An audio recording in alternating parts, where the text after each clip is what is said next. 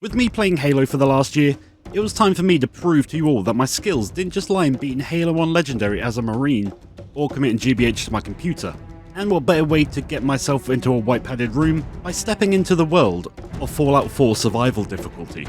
With a Halo twist, of course. Now you may be asking, Baps, how has this got a Halo twist that you mentioned? Well, fear not my sweet viewers. As with the power of mods, we're able to turn the world of Fallout into Halo. I may or may not have installed over 50 mods to do this. Now for those of you who don't know what survival difficulty is, allow me to explain. With survival being the hardest difficulty in the game, with the player taking as much damage as a wet tissue, fast travel being disabled, and on top of that, you have to keep our character fed and watered, and the real kick in the joy department, you can only save the game by sleeping. So for example, if you made over 3 hours progress and forgot to sleep, and you end up dying, guess what? You have to do that all over again. This difficulty was so abusive that it wouldn't be out of place to find on trial for war crimes. But like the deviant child that I am, I decided to add some extra spice to the gameplay, by only allowing myself to use the modded UNSC weapons to really feel as if we were role-playing as an ODST. I will also not be using any power armor, as that just turns the game into easy mode, with a number of suits scattered across the world. And the final rule I've set for myself, I will not be using VATS, but that rule is fine with me as I never really use VATS in Fallout games anyway. And with that being said, it was time to step into the world of Fallout 4.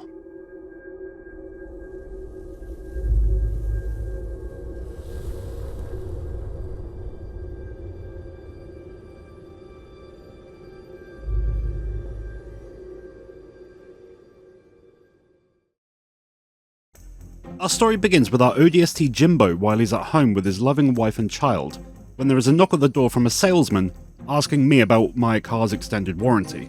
And for anyone who cares, these are Jimbo's stats. I put most of my points into endurance, as having more health for this difficulty isn't a bad idea.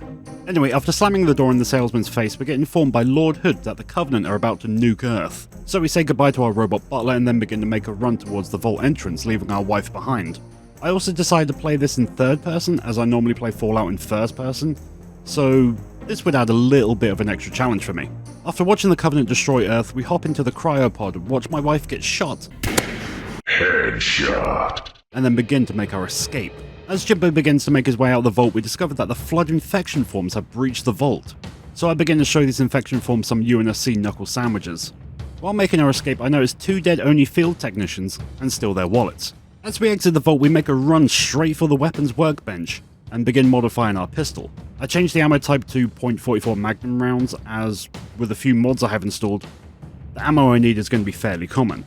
With all that out of the way, I scrap the nearby houses and build the UNSC Armory Terminal. This is where I can craft the ODST armor, and because the mod is nice to me, I can get it for free. And after customizing, we rock this amazing look.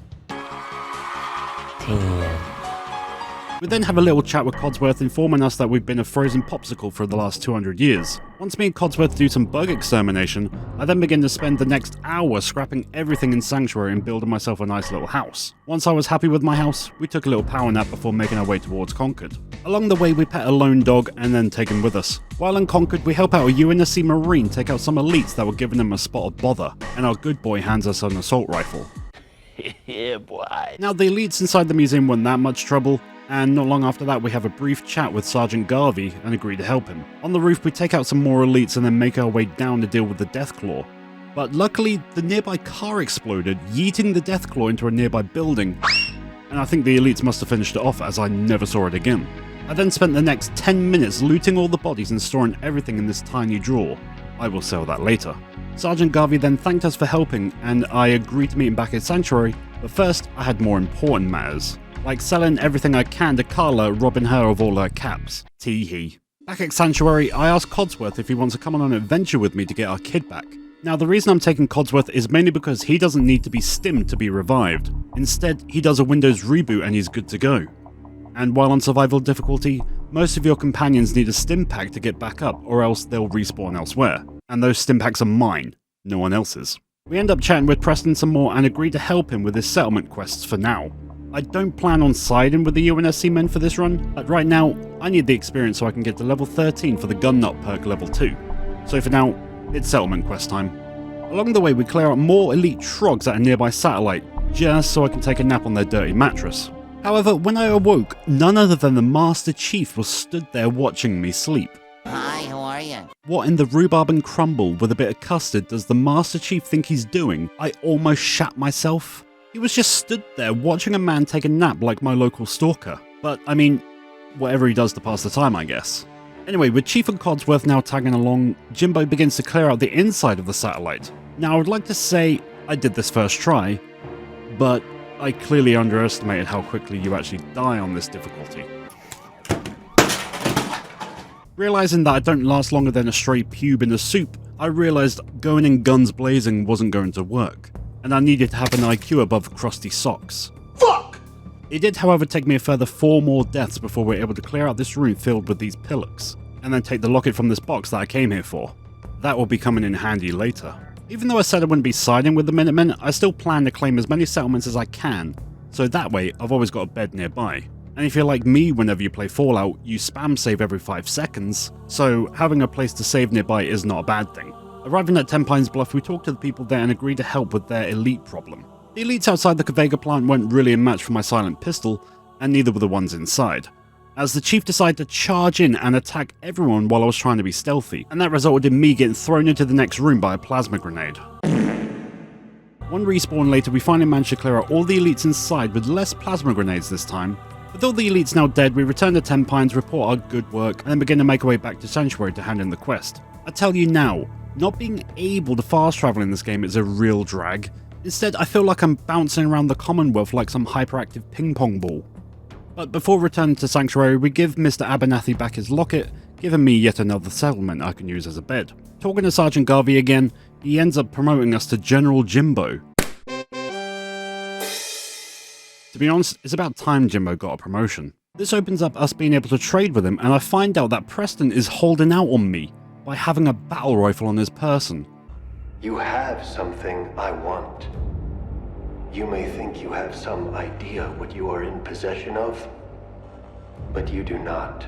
Now, because my weight limit is very restricted in survival, I can't just hoard weapons in my back pocket, so I dump any weapons that are low on ammo into my little chest in my room, and then piss about for the next half an hour helping Sturgis fix up Sanctuary for the extra XP. With Sanctuary now sorted, we begin to make our way to Cambridge to meet up with the Brotherhood, right before I tried to disarm a landmine and ended up getting myself blown up. Returning a full 6 minutes later, we avoid the exploding discs and help out the Brotherhood who are being attacked by the Flood.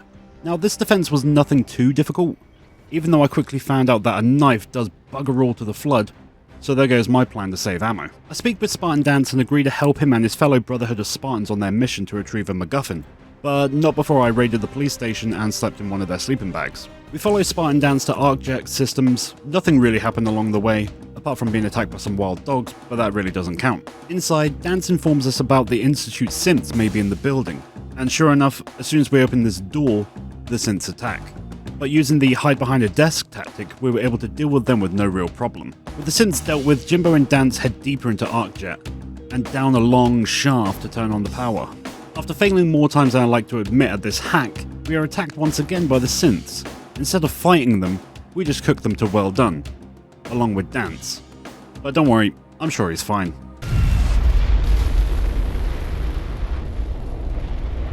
Anyway, we fight some more synths and eventually retrieve the MacGuffin and head outside. We have a little chat with Spartan Dance and he offers us to join the Brotherhood of Spartans, and we agree.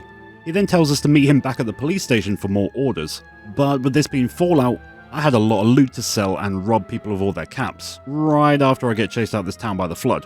After an hour of pretty much doing nothing but sell my junk and return to Sanctuary, we eventually make it back to the police station where we do some side jobs for the Brotherhood. Now, I won't go into too much detail here, but let's just say I spent the next few hours getting sidetracked by these tasks. However, it was around this point that I remembered my main goal was to go to Diamond City, so to avoid getting sidetracked, I made the adult decision to blunder my way over there. The walk to Diamond City was uneventful until we help out some of the guards take out some of the brutes. Well, I say help. I don't think I killed a single thing in this fight. At the entrance we meet Piper, who seems to be placing her McDonald's order. I'll have 2 number 9s, a number 9 large, a number 6 with extra dip, a number 7, 2 number 45s, 1 with cheese, and a large soda. And once inside, we go to see my favourite lovebot, Valentine, but sadly, he is out servicing someone else in a nearby vault. But because this is a matter of urgency, we must find Valentine now. With Jimbo being at level 14 by this point, I was starting to feel confident in my survival ability in this game, that I thought by taking on the brutes at Trinity Tower was a good idea. However, my lack of common sense took over, and I stood next to a car that the brutes used to explode and force me into a rage-fueled fit, as I hadn't saved the game for some time.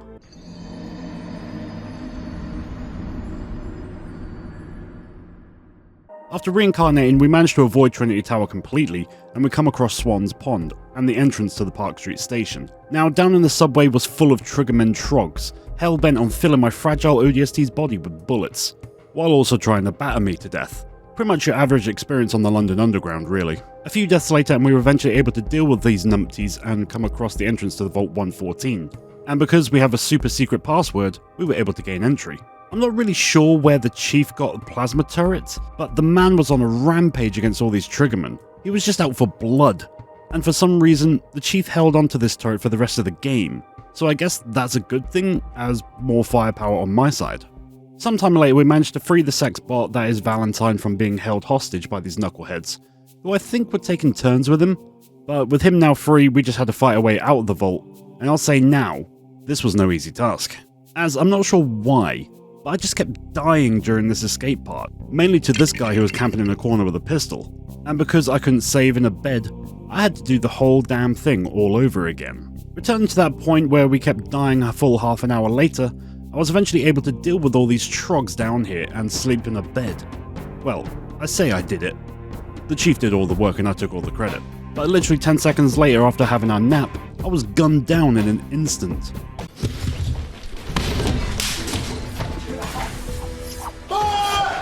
With my deaths racking up in this section alone, me and Nick finally exited the vault and we were confronted by Chubbs Malone. And with me pretty much whoring my points into charisma, we were able to convince Darla to leave Chubbs and spare her.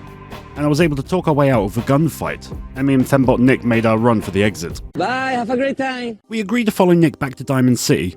The run back, nothing of interest really happened, but upon returning to the city, I robbed all the stores of their cabs before heading to Nick's office, where I gave him my entire life story about Jimbo's son being kidnapped. Nick seemed to think that the evil serial man Kellogg is behind the abduction, and I had a great idea of committing a felony home invasion to find more clues. But neither me or him had a lockpicking skill to do so I ended up bribing the mayor's secretary to lend me the keys, and after promising her that I'll return them at some point, we returned to the evil breakfast cereal house to loot his belongings. I find his secret room before looting more belongings and then took a nap in his bed.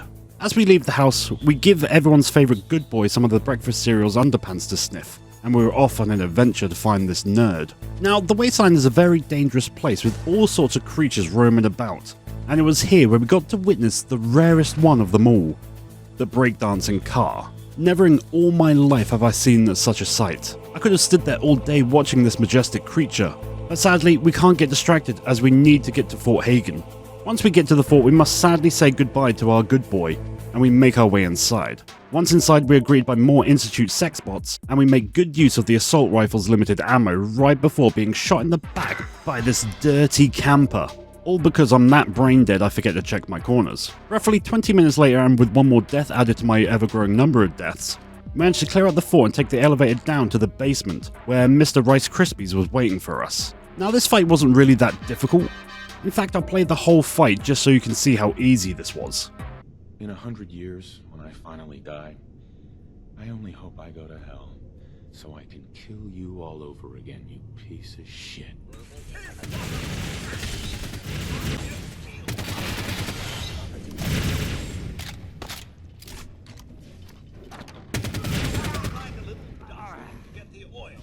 Yeah, the whole fight lasted 10 seconds. What a joke. So I ended up stealing his wallet, computer password, and a bit of his brain. Anyway, after downloading free RAM onto Kellogg's computer, we learned that our son is within the Institute, and we must now somehow find a way there. As we exit outside, we get to lay our eyes on the UNSC Pillar of Prudwin making a flyby overhead, and we get a radio call from the Spartan Dance to return to the police station. Now, I would have headed straight there, but we ended up getting a little sidetracked by returning to Sanctuary to stock up on the ammo. And then we eventually finally returned to the police station and meet up with Dance, who offers us to take us on a helicopter ride that's waiting for us on the roof. and I don't know about you, but I'm always down for a helicopter ride. We get some lovely scenery shots of the city below as we fly towards Boston Airport, and we dock on the Pillar of Prydwen. On board, we meet up with Captain Kells, chat for a bit, and then we head inside to listen to Maxon's speech. Once the speech is over, we blunder around the ship introducing ourselves to everyone on board, and then I ended up sleeping in someone's bed. I'm pretty sure this belongs to one of the big guys in armor, but oh well. The next morning, we meet up with wannabe Captain Keyes at the front of the ship, and he tells us to go over to a small island and wipe out the local population of brutes that are camping on top of some nukes. And because we are a good little soldier, we agree to do so. We get on board one of the whirlybirds and do a flyby of the small island below. Now, little did I know at the time that this heli-chopper has the stability of tinfoil, and basically gets ripped apart within seconds of us flying over. Attempt number 2, I decided against getting on the flying death trap and decided to walk over towards the island. But along the way we ran into some elites watching a robot race. But clearly I didn't get the memo that humans weren't invited, as I was instantly denied entry as soon as I set my foot in the door. But as they say, third time's the charm, and we managed to clear out this illegal alien gambling ring, and I could safely move on to what really matters. Taking out some wild monkeys, and with my ammo looking like I could cover the US defense budget, clearing the outside of the fort was no real problem, even though I just sat back and watched these two Spartans charge into the fight. I guess this is like actual Halo. Once I stole all these oversized gorillas' loincloths, it was time for me to head inside the fort to find these nukes that the Brotherhood of Spartans desperately wanted. Now, I don't know what it is about sneaking around this place with a silenced SMG that gave me such Halo ODST vibes, and I'm okay with that. The brutes inside were no real trouble, and we were able to take the elevator down to the basement. After 200 years, I don't know about you, but I would not trust elevators in Fallout. Moving on. The brutes in the basement were honestly a joke to deal with. I think I was able to take most of them out before they even knew I was there, and when they did, I'm sure Chief just took them all out like the Chad that he is. Anyway, with the nukes located, we speak to Spartan Dance and he tells us to head back to the Pillar of Prydwen. So we wander around in the dark for a bit, rob the ship's merchant of all his caps, and then speak with Maxon once again for the job well done. And he rewards us with flares to call an invertibird to my location. With fast travel being disabled, you're damn right I was going to use these to get around quickly. With our new orders to find our way into the Institute, it was time to return to the main quest instead of getting sidetracked. So after wandering around for almost an hour because I lost my damn way to Diamond City, I decided when I got there I might as well buy the house here. So I paid Geneva a visit to get the deed to my house, but I'm pretty sure she was suggesting another way for me to pay for that house. Turning down the offer, we just buy the house, and for the next 40 minutes I spent clearing up the mess that was left inside here. Once my home was tidy, I did my normal business of robbing the local merchants before we go speak to Nick, and do the best part in all of Fallout 4. The memory den! Yay! I won't bore you with this part as it's just the memory den. But once we learn that teleporters are used to get in and out of the Institute, we leave this awful section and must now go on an adventure to the Glowing Sea to find Dr. Virgil. The walk towards the Glowing Sea was mainly uneventful, apart from spotting these two Deathclaws outside of Diamond City. Now I was tempted to just ignore them, but sometimes I just can't help myself. So I shot them. Now I don't think I did anything to these Deathclaws apart from tickle them with my bullets, as Chief just ripped them apart with a turret that he's been carrying with him. I still have no idea where he got that thing. Now the walk to the Glowing Sea shouldn't take anyone that long to be honest, but my little ADHD brain got distracted at everything along the way, from brutes at an old fort to crab people crossing the river. Basically, it took me almost 2 hours to get from Diamond City to the Glowing Sea, because I kept getting distracted. And the walk is not that far if you look at the map. I don't know what it is, but I've always loved the atmosphere of the Glowing Sea. It really does tickle my pickle for that horror vibe I love in games. Now, not much happened on the walk here apart from being harassed by some scorpions. But eventually we made it to Virgil's cave and spoke to the talking broccoli man about killing the children's breakfast cereal. And of course to ask for the password to get into the secret Institute clubhouse. He then tells us that we need to find and kill a courser in order to gain entry. So with that idea now implanted in my forehead, we call in a vertibird because I was too lazy to walk all the way back to Sanctuary to gear up.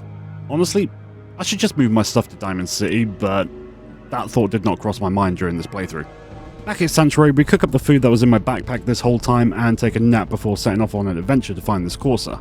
Now, along the way, I stop off at Trudy's to rob her of all our caps, as it's becoming the norm that I do now, before the Chief of Thickness blocked me from getting out of the door. So I tried to get out through the window only to get stuck on this table, forcing me to reload my last save back at Sanctuary. Chief is so goddamn lucky that I slept there. Otherwise, I would have not been happy. Anyway, moving slightly along, we follow the Corsa signal to the Green Tech building. Now, I'd have thought this would be simple in and out, but what I wasn't expecting was a new kind of cyberbullying I have never experienced in my life. The building is full of gunners fighting for their lives against the Corsa, and Jimbo happens to be in the middle of it all. Just the idea of trying to make it up this building without being filled with more holes than my desk was borderline on aneurysm bursting. And for the next hour, I just kept trying over and over, hoping for the outcome I wanted until I eventually made it. I never thought the lack of a quick save key would cause me so many problems. But after numbing my brain fighting my way to this guy, he wanted to have a little chat with me. But I was out for blood by this point, so I just threw a grenade into the room and then played peekaboo with him while I hid behind the stairs. I also may have committed a war crime by killing the hostages, but just add that to the list. Now, even though the Corsa only shot me once, but that was enough to put me on life support. But I was a big boy and hid around a corner, while Chief and Codsworth charged in and put this human Terminator out of my misery. I then looted his brain for the chip and made a run back to my house in Diamond City. As a shock to no one, I end up pissing about here for a little bit before I return to Good Neighbor. Dr. Amari was next to useless as always, and she tells us to go find the railroad. So we followed the yellow brick road to their secret hideout in the old church.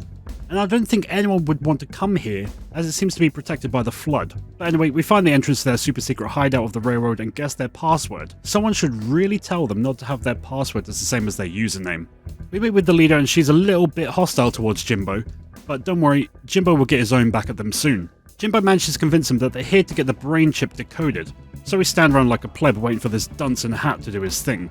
After eyeing up all the loot and once he was done, we instantly leave and must return to the talking mushroom in the glowing sea. So we begin to make our way there and instantly run into Mr. Krabs wanting all my money. Refusing to buy a Krabby Patty, we make our way out of the city towards the glowing place. And I thought it would be a good idea to attack the vault just outside of the glowing sea, and just as luck would have it, I get sniped right outside of the door. I haven't saved since before the railroad.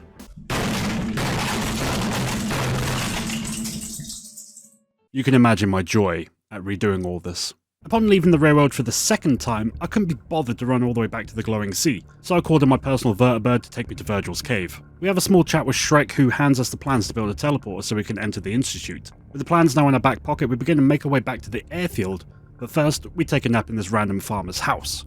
After what felt like an eternity hiking across the entirety of the map, we return and speak to wannabe Captain Keyes about the teleporter. He then tells us to go speak to Ingram about building it, but before I do that, I do my normal of robbing everyone of all their caps and sleeping in someone else's bed.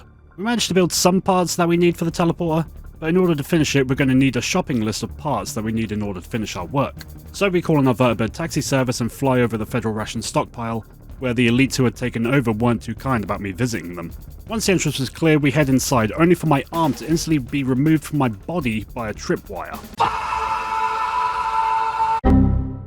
And this didn't just happen once, as I managed to do the exact same thing again in the exact same spot.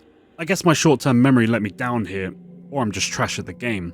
Anyway, after dying 6 more times, we were finally able to put down the leader of these underground nerds. Now, I didn't have to keep on coming in here. I got what I needed hours ago, but I just wanted to kill these guys as they killed me so many damn times in this place. With the circuit boards now in my back pocket, we needed to search the nearby hospitals for a bioscanner. That was about half the world away. So I put on my heelys and glide all the way across the wasteland to the hospital. Along the way, we come across the familiar face of Chubbs Malone once again. Now, I was tempted to shoot him, but I thought I'd be the bigger man and just walk away, as all he did was throw insults at me. Seriously, go and fuck yourself.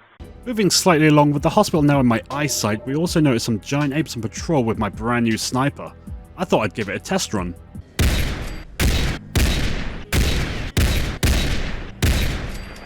Yeah, it's pretty good.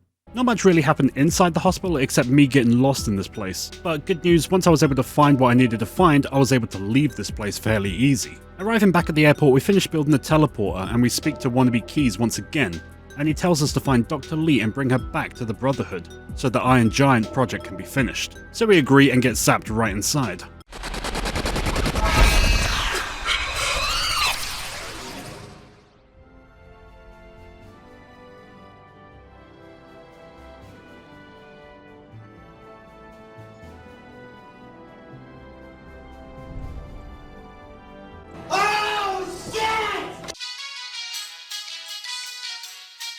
While inside the institute, we meet with Father, we chat for a bit, agreed that I would help him so he doesn't instantly kick me out of this place so I can continue my mission like a good little soldier that I am. Anyway, after getting lost for the second time in this recording session, we eventually find Dr. Lee and we try to convince her to come back to the Brotherhood, but she is more stubborn than she is in Fallout 3, so I agreed to do her a favour and find out what happened to Virgil, even though we already know that he had turned into a giant mushroom out in the glowing sea. Oh well. So in order to convince Dr. Lee to come back, I end up forcing myself into Dr. Virgil's lab and instantly get shat on by these laser turrets. Brilliant. Good thing I saved down here though.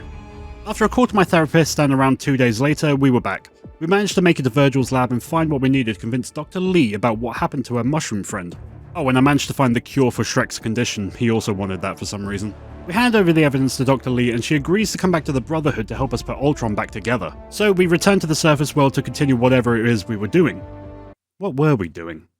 Once I got my bearings, first things first, we fly over and hand over the talking fungus his cure. If it works or not, I have no idea, as I didn't end up coming back here ever again. Not wanting to waste the flares that I had left as we were running out, we end up walking our way back to the airport. This took a while.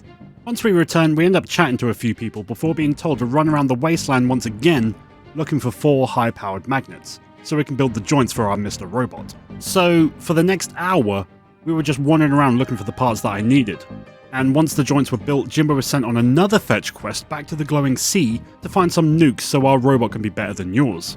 Honestly, I swear if the Brotherhood has me go across the map once again to fetch something, I'm literally going to have a brain aneurysm. Luckily, not much happened along the way to the glowing sea, apart from me making a quick stop off at my house in Diamond City, and end up shooting some elites who thought they could pull off the Obi-Wan tactic on me. Arriving just outside the glowing sea, we speak with Halen once again, and I'm not sure what happened here exactly, but I guess the Chief suffered an aneurysm or something, as for some reason he decided to shoot the Marine next to Halen and the other Spartan. But the other Spartan managed to kick Chief's ass, and after he had a Windows reboot, he was fine. I honestly have no idea what happened here. Anyway, moving on, we venture into the glowing sea looking for the place that stores all the nukes, and once we find it, we step inside and we learn that it's a miso silo. And my dumbass decided to try and take the elevator, but instead we end up falling right to our deaths. And at this point I just rage quit the game.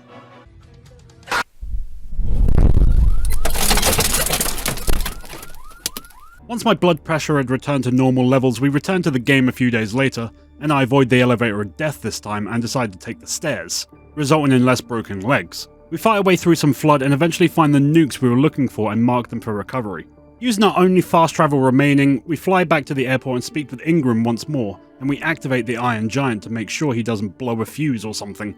Once the tests are done, we head back up to the Pillar of Prydwen and speak with wannabe Captain Keyes, and he tells us that Spartan Dance is in fact a talking toaster from the Institute, and orders us to hunt and kill him. So because we are a good little soldier, we follow our orders and track him down to an underground bunker. It also seems Dance stole another set of Spartan armor. Now, I like Dance, so after I put most of my levels into Charisma, I was able to talk Dance into not having me execute him. Even though he is a talking toaster, he is the closest thing we have to a friend in the wasteland, besides Codsworth. But just as we're about to help Dance leave the bunker, it seems wannabe Keyes didn't trust me to do the job and has arrived to do the job himself. Now because of my high speech level, I was able to talk Maxon down and allow Dance to live.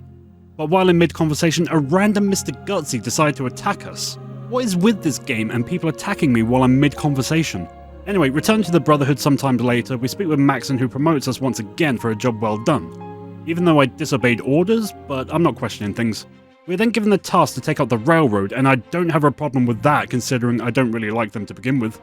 So we meet with the Raider squad inside the church, and we have a little too much fun killing everyone inside. Even though both factions are wearing UNSC armor, it was hard to tell who was who. Let's just say there may have been a minor friendly fire incident or two. Once the railroad were wiped off the map, it was now time to attack the mass fusion building. So we hop on the Wish.com Pelican with Ingram, and I would just like to say, this part was not fun, as it was just a real pain to try and mow down all these synths on the roof and retrieve the agitator while my body grows a 4th leg with the amount of radiation I'm sucking up, only to then die by being shot by a laser turret.